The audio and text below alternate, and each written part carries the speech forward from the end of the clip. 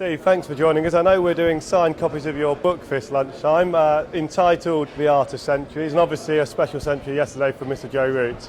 Yeah, it's probably one of the best Ashes centuries I've seen, actually.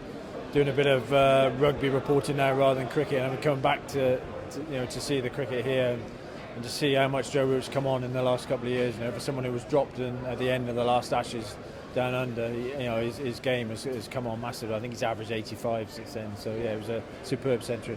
Obviously you've moved on to a bit of rugby now, but 6 years ago you were in the same spot up in the media centre here. What's changed over the last 6 years since that famous test of 2009?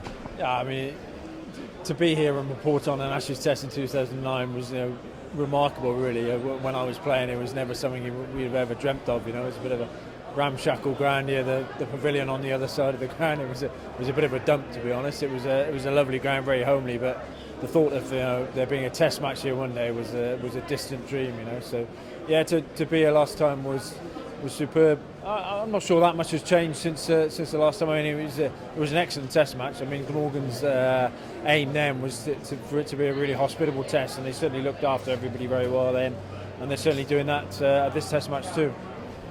Yeah, and obviously what we've got now is 16,000 sellout for the first 4 days. How do you rate the atmosphere inside the SSE SWALEC? Obviously we're basking in sunshine today. We got away with the weather yesterday. It seems everyone's really enjoying the occasion, and as a Glamorgan man, you'll appreciate that all the more. Yeah, it's been a good atmosphere. A bit of rain at the start, which didn't help. But Mitchell Johnson going for a few runs always seems to get the locals going. They've had a bit of fun this morning, haven't they? And he dropped a couple of catches as well and gone for over 100 runs. But yeah, it's been a good atmosphere so far. And, let's hope it goes 5 days like last time, and we get another exciting last day like we did last time.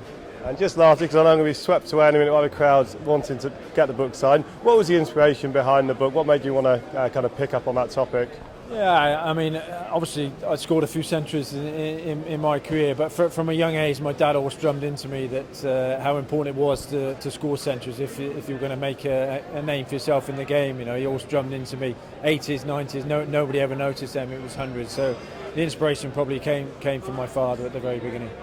I've had no cheers since I started talking to you, so I assume Australia still for the loss of no wicket. Who do you fear really out of those opening batsmen could go on and build a century and damage England in the way Joe Root did? Well, they're very different players, aren't they? I mean, if Warner gets 100, he'll get it very quickly, but Rogers is a bit of a left-handed version of himself, actually. He could hang in there, but they're contrasting players, but I think England will probably prefer to see the back of Warner more than they would Chris Rogers. So, lovely chatting to you. Good luck with the signing. Thanks.